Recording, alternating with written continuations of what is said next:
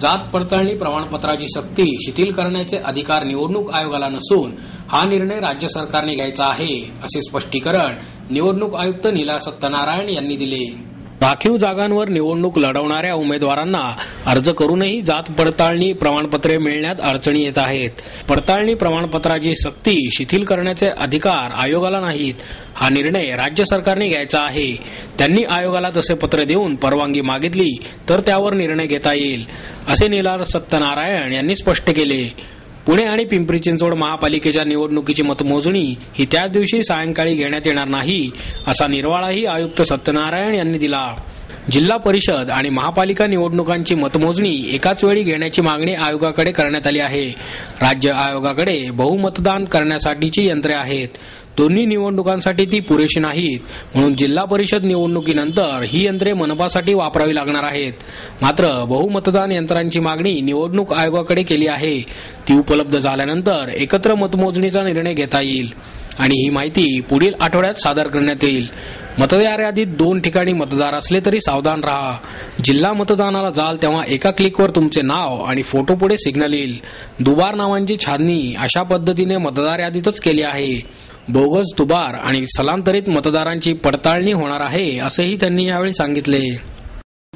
Machine जास्त लागतील ना, कारण तुम्हाला 2 सदस्य निवडायचे असतील आणि त्या मशीनवर एका सदस्याचं निवड होत असेल तर 2 मशीन लागणार, दुप्पट संख्येने लागणार। हो, मला समाजवादी पार्टीने निवेदन दिलेलं आहे की ते असं उत्तर भारतीयांबद्दल काहीतरी बोलले, त्याची माहिती मी मागवलेली आहे। ती माहिती मला मिळाली की मी त्याच्यावर निर्णय घेईन। आयोगाची कशा स्वरूपाची कारवाई असणार आहे जर असं काही समोर आलं? आचारसंहितेच्या भंगाच्या या कार्यवाया म्हणजे तक्रारी असतात आणि तशा जवळजवळ दिवसाला 100-150 माझ्याकडे येत असतात की आचारसंहितेचा भंग झाला, तर त्याचं गांभीर्य लक्षात घेऊन त्याप्रमाणे आपण मग त्याच्यावर निर्णय घेतो। अजित पवारांचा अहवाल आलाय, खुलासा आलाय? आत्ताच आलाय माझ्या हातात तो, पण बराच मोठा आहे, त्यामुळे मी मुंबईला परत गेले की त्याच्यावर निर्णय घेईन।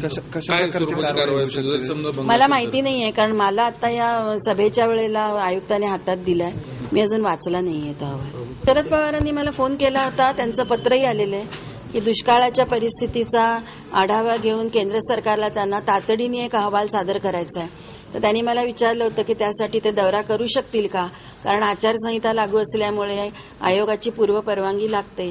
त्यावर मी त्यांना उत्तर कालच पाठवले की जेव्हा दुष्काळ असतो किंवा पूर असतो किंवा अशी युद्धजन्य परिस्थिती असते की जिथे लोकांच्या जीवन मरणाचा प्रश्न असतो आणि विकासाची कामं असतात किंवा गरजू लोकांना, रुग्णांना मदत वगैरे करायची, अशा प्रकारचे जेव्हा प्रश्न असतात तेव्हा आचारसंहितेची कधीच अडचण येणार नाही।